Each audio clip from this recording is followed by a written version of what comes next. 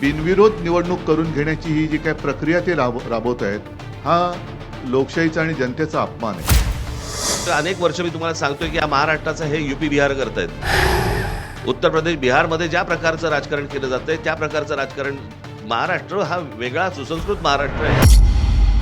त्यांनी आता उमेदवारांची पळवापळवी सुरू केली. साम दाम दंड भेद म्हणजे एवढे निगरगट्ट आणि कोडगे राज्य करते यापूर्वी महाराष्ट्राला तरी लाभलेले नव्हते. आणि उद्या ज्या वेळेला सत्ता परिवर्तन होईल आणि ज्या वेळेला दुसरे येऊन ज्या वेळेला याहून वाईट ज्या वेळेला होईल, निवडणूक प्रक्रिया रद्द ठरवून तिथे पुनर्निवडणुका घेतल्या गेल्या पाहिजेत. तर तुम्ही लोकशाहीचे रक्षक आहात, नाहीतर तुम्ही म्हणजे निवडणूक आयुक्तांना म्हणतोय की तुम्ही सत्ताधाऱ्यांचे गुलाम आहात. आणि तुम्ही जे पायंडे पाडून ठेवलेले आहेत त्याच्या दामदुपटीने ज्या वेळेला पुढे सुरू होईल त्यावेळेला कोणाकडे तक्रार करू नका. ही काही आता झुंडशाही, याला लोकशाही म्हणता येणार नाही. आपल्या देशातली लोकशाही संपून झुंडशाही सुरू झाले असंच आता वातावरण आहे. म्हणजे आम्ही त्यांची मतचोरी पकडली. मतचोरी पकडल्यानंतर तो लाईट जरा बंद कर. मतचोरी पकडल्यानंतर त्यांनी आता उमेदवारांची पळवापळवी सुरू केली. साम दाम दंड भेद म्हणजे एवढे निगरगट्ट आणि कोडगे राज्य करते यापूर्वी महाराष्ट्राला तरी लाभलेले नव्हते. कल्याण डोंबिवली असो, ठाणे असो, बिनविरोध निवडणूक करून घेण्याची ही जी काय प्रक्रिया ते राबवत आहेत, हा लोकशाहीचा आणि जनतेचा अपमान आहे. की निवडणुकीमध्ये दमदाटी करून जिथे जिथे बिनविरोध निवडणुका झाल्यात, हे मला असं वाटतं निवडणूक आयोगाचं थोडंसं नाटक आहे की त्यांचा निकाल त्यांनी राखून ठेवलेला आहे. शेवटी ते त्यांच्याच वळचणीला जाणार आणि ते जाहीर करणार. पण तिथल्या मतदारांना मतदानापासून त्यांनी वंचित ठेवलेलं आहे. जे मतदार ज्यांना आपण जेनझी म्हणतो, पहिलं प्रथम मतदान करणार आहेत किंवा होते, त्यांचा मतदानाचा अधिकार तुम्ही नाकारलेला आहात. आणि तिथल्या वॉर्डाची प्रक्रिया ही रद्द करून पुनर्प्रक्रिया करून जसं आता मध्ये नगर परिषदांचं झालं ना, निवडणुका परत घेतल्या, तसं परत तिथल्या वॉर्डाच्या निवडणुका निकाल नुसते थांबवून ठेवू नका. तर तिथली निवडणूक प्रक्रिया रद्द ठरवून तिथे पुनर्निवडणुका घेतल्या गेल्या पाहिजेत.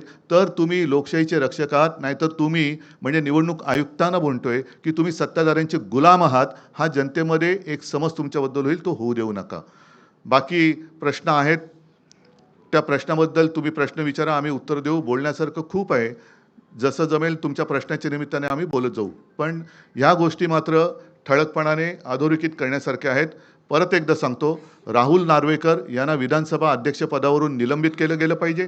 त्यांच्यावरती गुन्हा दाखल झाला पाहिजे. आणि जिथे जिथे बिनविरोध निवडणुका ह्या करून घेतल्या गेलेल्या आहेत तिकडे निवडणूक प्रक्रिया ही नव्याने राबवली गेली पाहिजे. आणि की अशा प्रकारच्या बिनविरोध या स्थानिक स्वराज्य संस्थांच्या निवडणुकांमध्ये बिनविरोध असं पश्चिम बंगालमध्ये झालं होतं.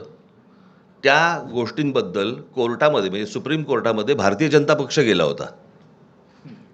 कळलं का? आता त्या पक्षाचं आत्ताच्या या महाराष्ट्रातल्या गोष्टींबद्दलचं काय म्हणणं आहे हे एकदा तरी सांगावं. म्हणजे पश्चिम बंगालमध्ये तुम्हाला चालत नाहीत आणि महाराष्ट्रामध्ये तुम्ही करतात. मला या सगळ्या गोष्टींमध्ये फक्त एकच सांगायचं आहे आपल्याला सगळ्यांना, आणि त्याही राजकीय पक्षांना पण मला हेच सांगायचं आहे की सत्ता ह्या सत्तेचा अमरपट्टा घेऊन कोणीच आलेलं नाही आहे. आज तुम्ही ज्यावेळेला सत्तेमध्ये आलात त्यावेळेला काँग्रेसने हे केलं, काँग्रेसने हे केलं, काँग्रेसने असं केलं म्हणून आम्ही असं करतोय असं ज्यावेळेला तुम्ही सांगता, उद्या जेव्हा तुम्ही जाल आणि तुम्ही जे पायंडे पाडून ठेवलेले आहेत त्याच्या दामदुपटीने ज्या वेळेला पुढे सुरू होईल त्यावेळेला कोणाकडे तक्रार करू नका. याचं कारण आत्ता आपण जे काय करतो आहोत तर जर समजा त्यांना वाटत असेल की आम्ही सत्तेतनं कधीच बाजूला होणार नाही आहोत, तर आम्हाला असं वाटतं हा भ्रम त्यांचा दूर झाला पाहिजे. आणि उद्या ज्या वेळेला सत्ता परिवर्तन होईल आणि ज्या वेळेला दुसरे येऊन ज्या वेळेला याहून वाईट ज्या वेळेला होईल त्यावेळेला आपण काय करणार आहोत याचा विचार मला असं वाटतं सत्ताधाऱ्यांनी त्या वेळेला करणं गरजेचं असतं. आपण करत असलेली एखादी कृती आपण चुकीचे पायंडे पाडत नाही आहोत ना, याचं भान मला असं वाटतं राज्यकर्त्यांकडनं सुटलं की मग पुढे काय होतं हे आज आपण पाहतो आहोत. मला असं वाटतं जे राज्यामध्ये लोक आहेत त्यांनी या गोष्टींचा नीट विचार करणं आवश्यक आहे. आपण काय पसरवतोय, आपण काय टाकतोय या राज्यांमध्ये. मी गेले 10 वर्ष अनेक वर्ष मी तुम्हाला सांगतोय की या महाराष्ट्राचं हे युपी बिहार करतायत. उत्तर प्रदेश बिहारमध्ये ज्या प्रकारचं राजकारण केलं जातंय त्या प्रकारचं राजकारण महाराष्ट्र हा वेगळा सुसंस्कृत महाराष्ट्र आहे.